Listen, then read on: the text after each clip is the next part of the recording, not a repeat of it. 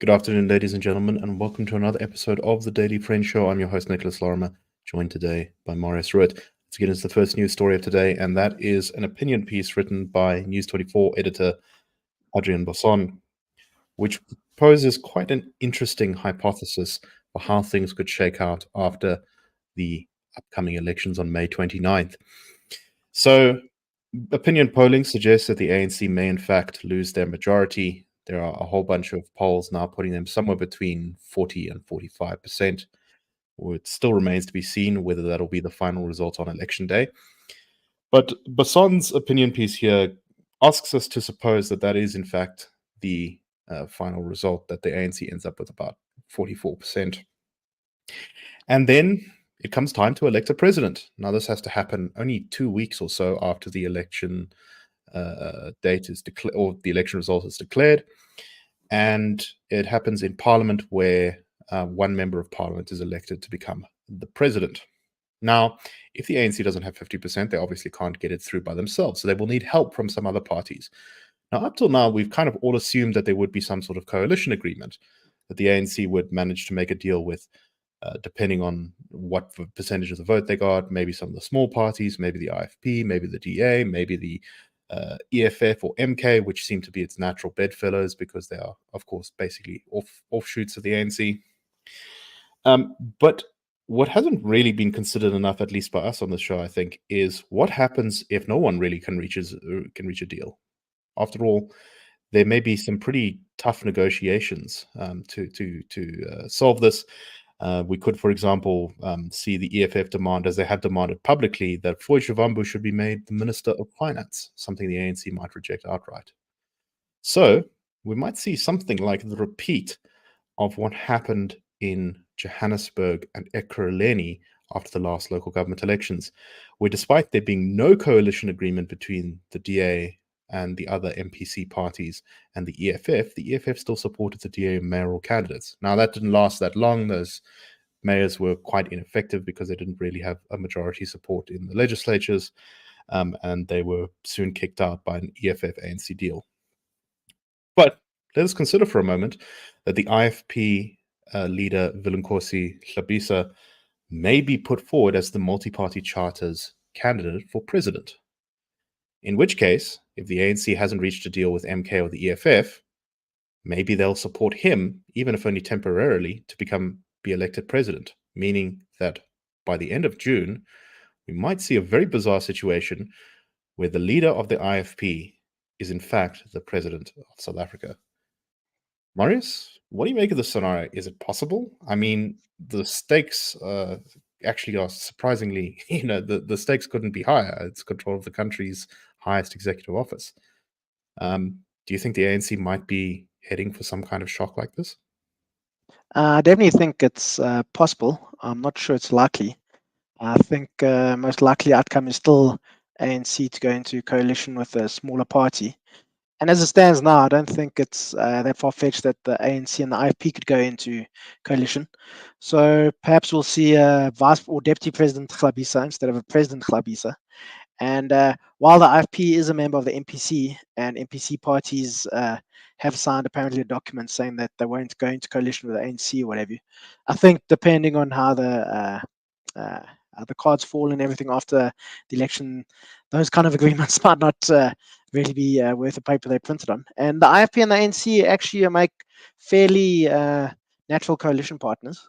The ANC and IFP governed together in the government of national unity nationally between 1994 to 2004, I think it was. And they were in coalition in KwaZulu-Natal as well, from 1999 to 2009, I think it was. And they have worked together before, and there has been a bit of a sort of toenaardering, to use an Afrikaans word, between the two parties.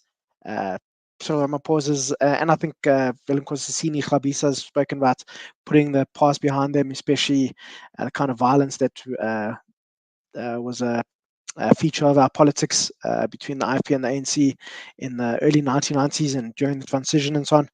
So I think President Hlabisa is not impossible, but I think probably what's more likely is a Deputy President Hlabisa or definitely a Minister Hlabisa.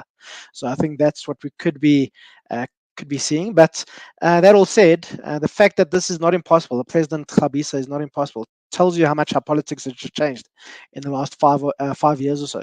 And we're definitely entering a more fluid period in our politics. And it's a bit of a scary time as well, but also when things can really start changing around in South Africa. So it is worth pointing out that beyond just simply the MPC agreements, Khabisa of the IFP has said directly that he would not enter a coalition with the ANC. Now, of course, it's not unheard of for politicians to say one thing before an election and change their mind after it. But I think there would be at least some significant cost to the IFP if he went back on that. But this is, we are left with, I think, a vision of at least the next year of South African politics as being extremely chaotic. In this particular scenario that's suggested here, we may very well see a long-term alliance between the ANC and EFF, or the ANC and the MK, or maybe all three. But there may be before that a period of total chaos where no one is really in control of the country. So I think that's something to keep in mind if you are a sort of an investor or just an ordinary person thinking about how South Africa might be in the next couple of months, because it's going to certainly be a very impactful election. And I do think the psychological consequences of the ANC, even if it's just for 2 weeks losing the presidency, would be quite something.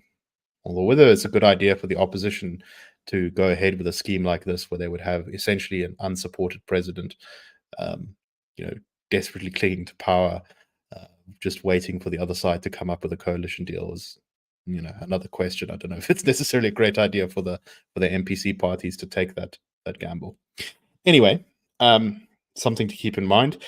Let us go on to our next story, and this is about the city of Johannesburg, which, as we have talked a lot about on this show, has been having serious problems with service delivery over the last couple of years, particularly under the ANC-EFF coalition.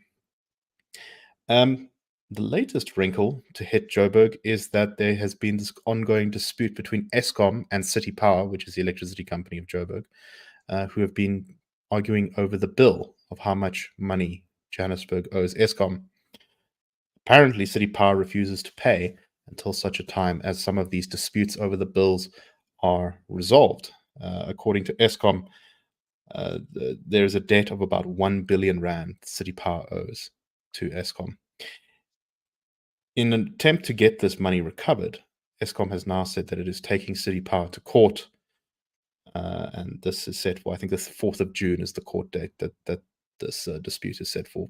Of course, it raises the prospect that Johannesburg may, even if for a short amount of time, have its power cut off by Eskom until such a time as the bill is resolved.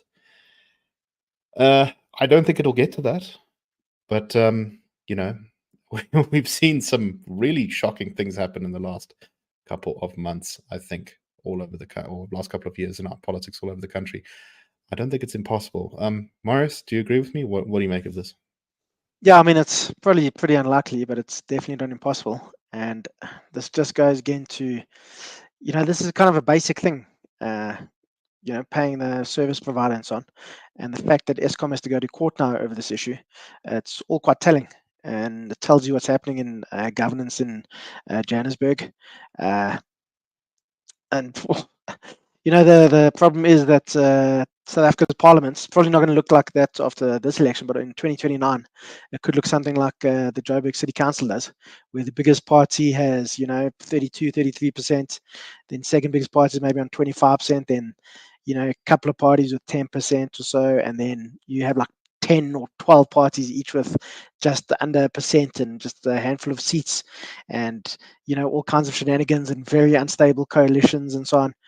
And I think that's part of what's happened here. And I think this all comes down to the fact that South Africa also doesn't have an electoral threshold. And that's why we have these really small parties that actually have outsized influence in our politics. And anybody's listening, if they're not sure what I mean, an electoral threshold in a lot of countries which use proportional representation like South Africa does, a party to secure representation in the parliament needs to get a minimum level of support. So in Germany and New Zealand, for example, it's 5%. In Israel, I think it's 3.25%. yeah, in South Africa, there's no explicit thresholds. There's an implicit threshold, depending how big the particular legislature is. But that's why you get a party like Al Jamaa, who got 0.18% of the vote in the last election. They get a seat in parliament. Or even Al Jamaa in Johannesburg, where they got less than 1% of the vote, and they have 3 seats in the city council, and they control the mayoralty, and they've had 2 mayors, and both of them have turned out to be not exactly the most competent people in the world. So it all comes down to, yeah, our politics is pretty fluid at the moment, and we're going to, I'd say, but things might be getting worse before they get better. Yeah, I think that's fairly correct. It's clear that South Africa is definitely going to have to come to terms with complicated, fractious coalitions. I think there's very little sign of some new great political force arriving on the scene. The closest thing we've had recently is MK, and they are going to get like maybe around 10% of the vote according to the polling. So I think, as you don't said, really the future want them getting too much power as well. You don't want them getting 50% of the Yeah. vote. Yeah, and MK getting 50% of the vote, but I think for a variety of reasons that we don't have time to go into here, that's extremely unlikely, even 10, 20 years in the future. But the upshot is that I think you're exactly correct in saying that the Joburg City Council is a pretty good example of what the next couple or the next decade or so of South African politics might look like. And you can see that in the scenario we talked about in our first story today. That's kind of the sort of thing that might happen if the polling turns out to be correct. Okay, let's go on to our last story, and this is about the IEC and Jacob Zuma's battle in the courts. So the IEC has maintained, since Jacob Zuma put his name forward to go to Parliament as the leader of the MK party, that Zuma was not eligible to take up a seat in Parliament because he had received a sentence of more than 12 months for contempt of court.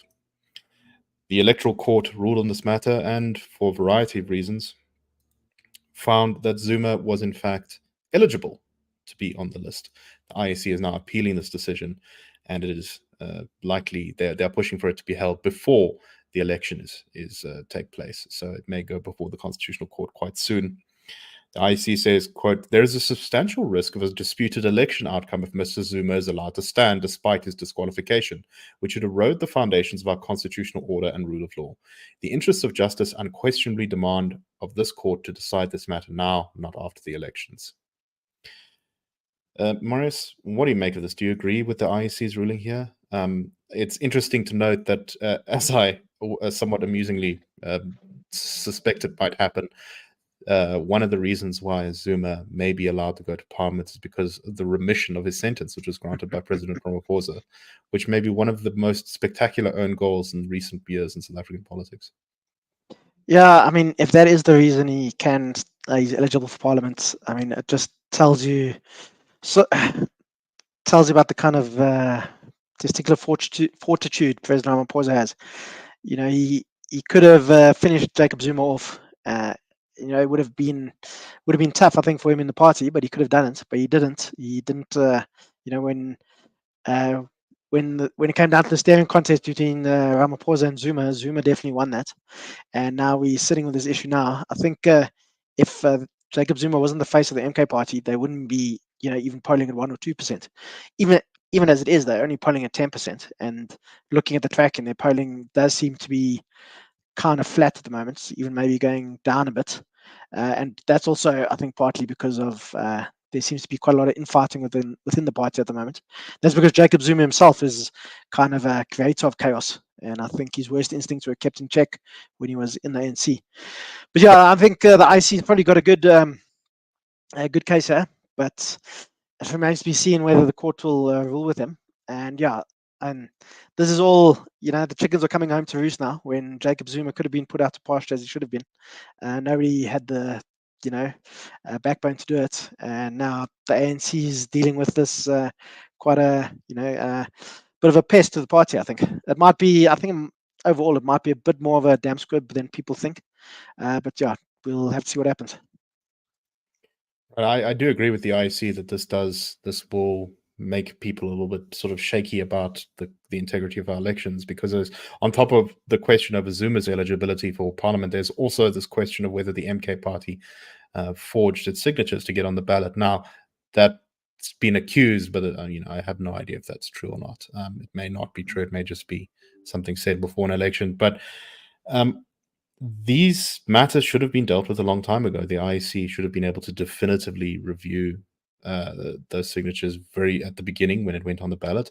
And this question of Jacob Zuma should never have come up at all, because he should have been serving his sentence without any question for contempt of court. And he probably should have been serving sentences for, or at least been on trial for corruption, but that's all been gummed up for years and years now. So there's a lot of decisions that got us to this point, and the consequence is significant damage to one of our most important institutions in the country, which is, of course, our elections, which are vital for keeping this country free and leaving the door open to peaceful and prosperous change. Anyway, that is all the time we have for today. We hope that you found this show interesting. We will be back tomorrow with the Daily Friend Wrap. Cheers, everyone, and have a great day. That's a wrap. The Daily Friend Show and the Daily Friend are a project of the Institute of Race Relations, the IRR. The IRR is a think tank which was founded in 1929 to study race relations in South Africa and works to change government policy to improve race relations through non-racialism and to ensure the prosperity of all South Africans. If you like our work and would like to support us, please go to irr.org.za and click Support the IRR. Or you can go to thedailyfriend.co.za and click the Fund Us button.